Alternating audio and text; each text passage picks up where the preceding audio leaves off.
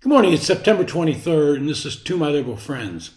How many times have you heard Democrats say that Donald Trump and Republicans are a threat to democracy?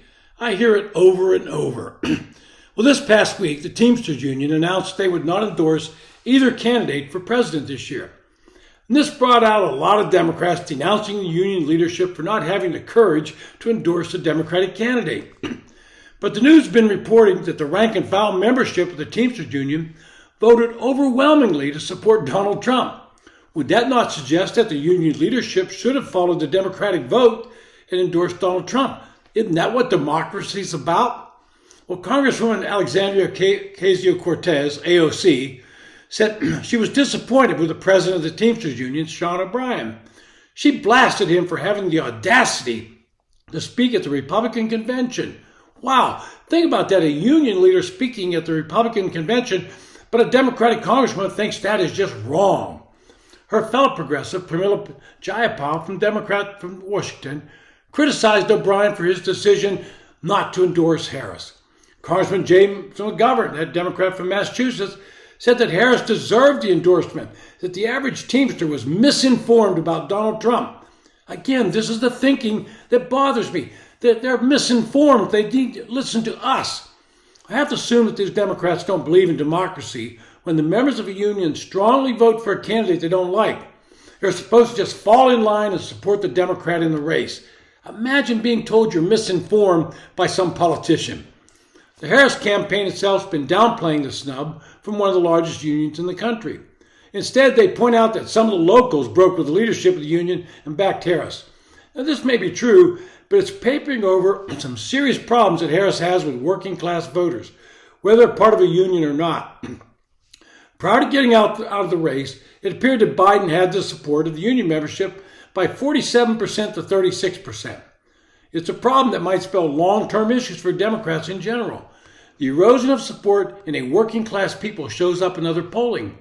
Biden lost non-educated voters by 8 points, while Hillary Clinton only lost them by 7.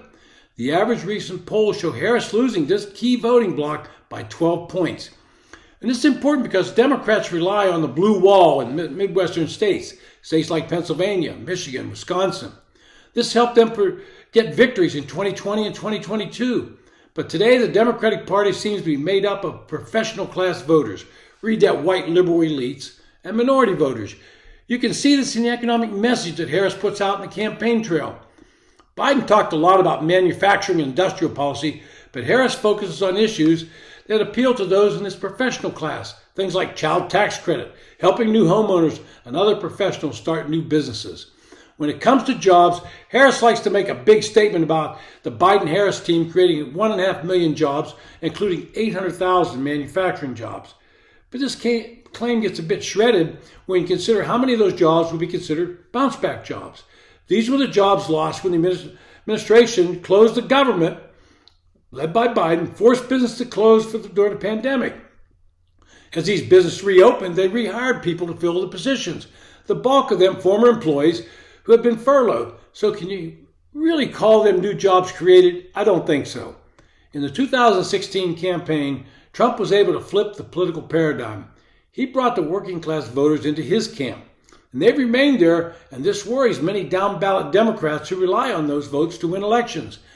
To these voters, Harris comes across as a liberal California politician that in the past has supported just about every progressive idea that came down the pike. They got serious doubts, and rightly so, about her flipping her stance on such issues as fracking, gun control, EV mandates, the border wall, and reparations for black voters. She's flipped on every progressive position. I think we all know that the election is going to be close.